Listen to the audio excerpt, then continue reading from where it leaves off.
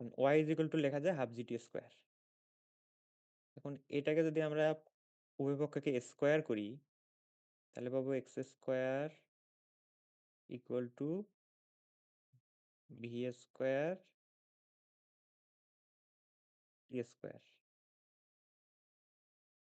এবার যদি এই টি, এখানে যে টি স্কোয়ার আছে আর এখানে টি স্কোয়ার, এই দুটো আমরা যদি ইকুয়েট করি তাহলে এই যে ইকুয়েশনটা পাবো।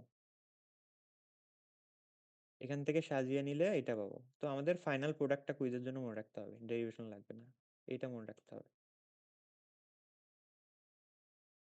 ঠিক আছে? তো আমরা এই ল্যাবে যে অ্যাকচুয়াল ভেলোসিটিটা মেজার করব সেটা কোঅর্ডিনেট মেথডে, এটা কোনো ডিভাইস ইউজ করে করব না। ঠিক আছে? তাহলে আমাদের ভেনা কন্ট্রাক্টটা থেকে যদি এক্স মিটার দূরত্ব জানা থাকে এবং ওয়াই মিটারটা নিচে কত নিচে এটা জানা থাকে, তাহলে আমরা ওই পয়েন্টের অ্যাকচুয়াল ভেলোসিটিটা বের করতে পারবো। ক্লিয়ার এইটুকু? জি স্যার। আচ্ছা, তো থিওরিটিক্যালের ডেরিভেশনটা আমরা আগে করছি বার্নৌলিস ইকুয়েশন থেকে, VT is equal to root over 2gh। তাহলে সিভি ইজ ইকুয়াল টু কি হবে, উপরে অ্যাকচুয়াল ভেলোসিটি নিচে থিওরিটিক্যাল। তো সিম্পলিফাই করলে এই ইকুয়েশনটা আসবে। নিচেরটা কি, হেড লস। তো হেড লস ইকুয়াল টু লেখা আছে 1 minus CV square times H. CV এর ভ্যালু যদি 1 হয় হেড লস কত হবে? 0 স্যার। তাহলে কি মিন করতেছে?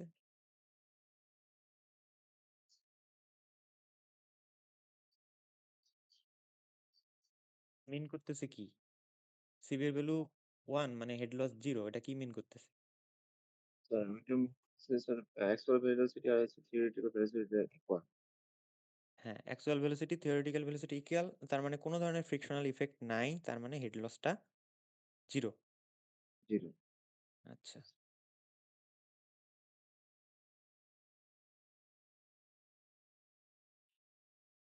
তো এখানে আমাদের সব একই টাইপের, 4টা গ্রুপের 4 সেট ডেটা। অবজার্ভ হেড, এখান থেকে হেড কারেকশনটা বিয়োগ দিয়ে আমরা অ্যাকচুয়াল হেডটা পাবো। ভিটি থিওরিটিক্যাল ভেলোসিটি, এটা কিভাবে পাবো? ভিটি এটা এর তো আমরা মাত্র শিখে আসলাম। ভিটি এর ফর্মুলা কি? Root over 2gh। Root over 2gh। বের করো তো কত আসে।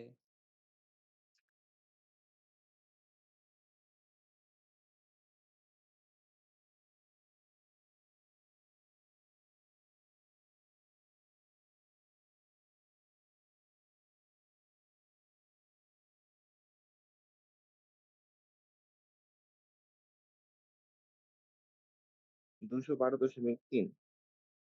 এত ডিফারেন্স আসছে 200?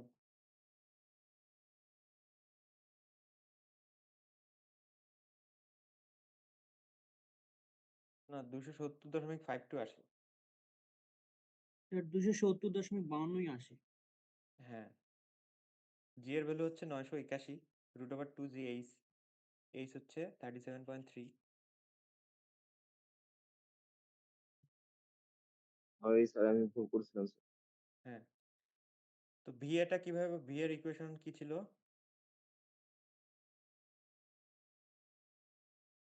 তো দিয়ে ছিল sir root over gx square by 2g। Root over G X square divide by 2y। জি স্যার 2y। তাহলে এক্স এর ভ্যালু হচ্ছে 18, ওয়াই এর ভ্যালু 2.6। এই যে এখানে হচ্ছে X equal to 18, Y equal to 2.6 বসাও।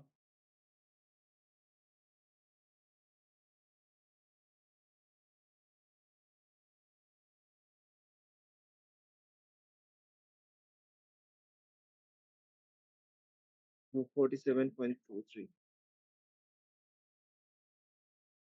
247.23। আচ্ছা, এখন সিভি কিভাবে পাবো? আমাদের অ্যাকচুয়াল আর নন থিওরিটিক্যাল নন দুটা রেশিও করে সিভি এর ভ্যালুটা পাবো। এরপর হেড লস বের করো। সিভি হচ্ছে 0.91, তাহলে সিভি হচ্ছে 0.91, capital H corresponding capital is 37.3, 37.3। 3 6.41 sir. 6.41 ঠিক আছে। এরপর আমাদের দুইটা গ্রাফ আঁকতে হবে, একটা হচ্ছে লগ পেপারে actual velocity versus actual head. এইদিকে থাকবে হচ্ছে অ্যাকচুয়াল ভেলোসিটি, এইদিকে হচ্ছে অ্যাকচুয়াল হেড। এখান থেকে আমরা স্ট্যান্ডার্ড ইকুয়েশনটা কি পাবো বলো তো?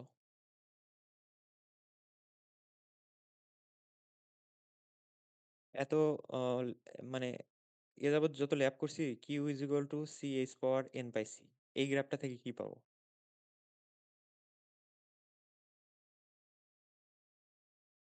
এখানে যেহেতু অ্যাকচুয়াল ডিসচার্জ নাই, অ্যাকচুয়াল ভেলোসিটি আছে, তাহলে কি পাবো?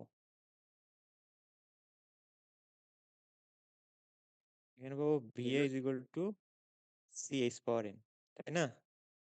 জি স্যার। তো হ্যাঁ সবগুলো সেম। আবার এন এর স্ট্যান্ডার্ড ভ্যালু এখানে 0.5, তার মানে বেস্ট ফিট গ্রাফটা এমনভাবে আঁকতে হবে যাতে 0.5 এর কাছাকাছি আসে।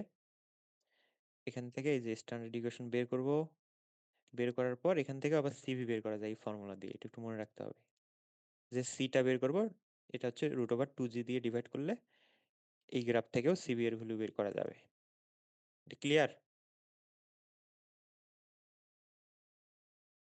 জি স্যার।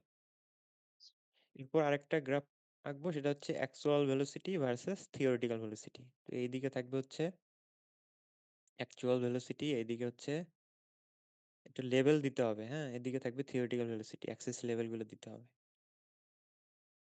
আঁকলে এটা স্লোপ কি হবে? অ্যাকচুয়াল ভেলোসিটি আর থিওরিটিক্যাল স্লোপ কি হয়? CB sir. সিভি এর ভ্যালু। হ্যাঁ, বেশি তো দরকার। ডিসকাশনে যেটা করতে হবে, তোমরা প্রত্যেকটা গ্রাফ ধরে ধরে ডিসক্রাইব করবা। এই গ্রাফটা ব্লু পেন দিয়ে লিখবা, from actual velocity versus actual head graph, তারপর ডিটেইলস কি টাইপের গ্রাফ পেপার ইউজ করে আঁকছো, গ্রাফ থেকে স্ট্যান্ডার্ড ইকুয়েশনটা কি পাইছি, গ্রাফ থেকে সিভি কত পাইছি, এগুলো সব ডিসক্রিপশন করতে হবে। তারপর এটা যখন ডিসক্রাইব করা শেষ হবে, তারপর এটাতে আসবা যে from actual velocity versus theoretical velocity graph, এটা হচ্ছে প্লেন গ্রাফ পেপারে আঁকা হয়েছে, এখান থেকে আমরা সিভি পাইছি এত। ঠিক আছে? তো সোর্স অফ এরর কি কি হতে পারে,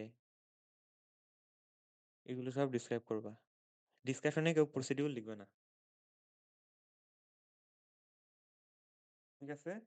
তো এখন অনলাইন ক্লাস হলে প্রবলেম যেটা, এই যে ল্যাব শিডিউল খুঁজে বের করার প্রবলেম হয়। তোমাদের যেটা করতে হবে, নেক্সট লেকচারের আগে এটা ক্লিয়ার করে রাখতে হবে ওই ইনস্ট্রাক্টরের সাথে কথা বলে কবে করা যায়। ঠিক আছে? জি স্যার। তো লেকচার এ পর্যন্তই। কারো কোনো কোশ্চেন আছে?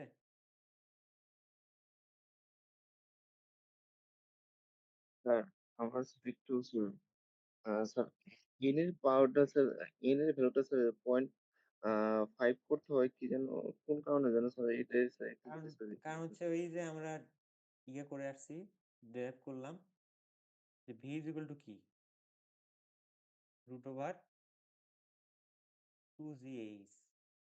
এখানে এইচ এর পাওয়ারটা কি, এইচ এর পাওয়ার কত এখানে? 0.5 স্যার। 0.5। আবার যদি কিউ ইজ ইকুয়াল টু লিখি a টাইমস √2gh, এখানে এইচ এর পাওয়ার কি? Same sir 0.5 sir. সেম। এই জন্য হচ্ছে স্ট্যান্ডার্ড হচ্ছে 0.5। এখন ক্লিয়ার? জি স্যার। আর কারো কোনো কোশ্চেন?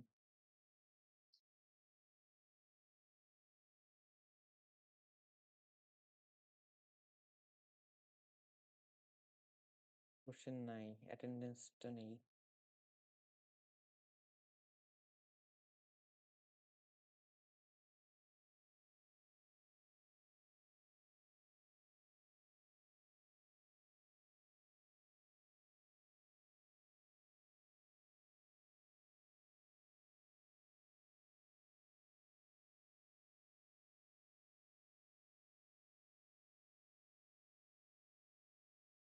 পরীক্ষার রুটিন পেয়ে গেছো? জি স্যার, মেইল করছি স্যার।